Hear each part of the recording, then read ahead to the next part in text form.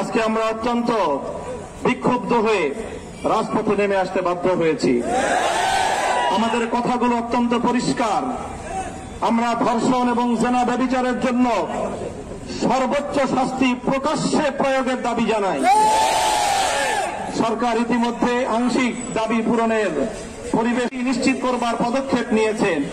আমাদের দাবি পরিষ্কার, সেই শাস্তি জনসম্মুখে প্রকাশ্যে প্রয়োগের ব্যবস্থা করতে হবে।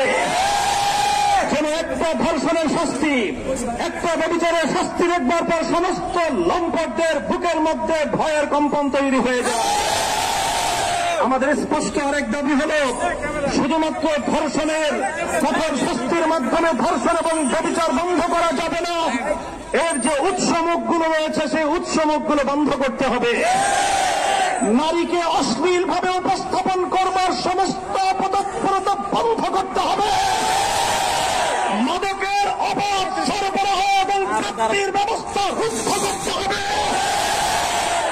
নারীকে যারা অশ্লীলভাবে উপস্থাপন করছে, সিনেমার বিলবোর্ড, বিভিন্ন চলচ্চিত্রের পর্দা, নাটক এবং টেলিভিশনের পর্দার মাধ্যমে যারা নারীকে ভোগ্য পণ্য হিসেবে, ব্যবসার পণ্য হিসেবে উপস্থাপন করছে, তারা মাতৃজাতির কলঙ্ক করছে।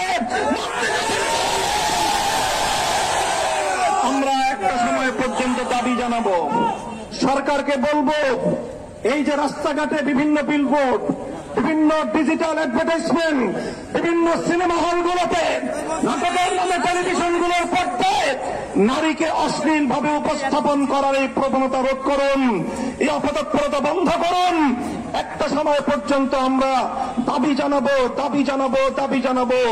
যদি আমাদের শান্ত আন্দোলনের ভাষা বুঝতে সরকার ব্যর্থ হয়, তাহলে তাওহীদি জনতা এই অশ্লীলতার আখড়াগুলোকে নিজেদের হাতে আমরা ভেঙে খান বলতে চাই। আজকে ইসলামপন্থী, ইসলাম বিরোধী নাস্তিক্যবাদের দোসরেরা তারা মামুর বাড়ির আবদার নিয়ে এসেছে। ওরা ধর্ষণ বন্ধ করতে চায় না।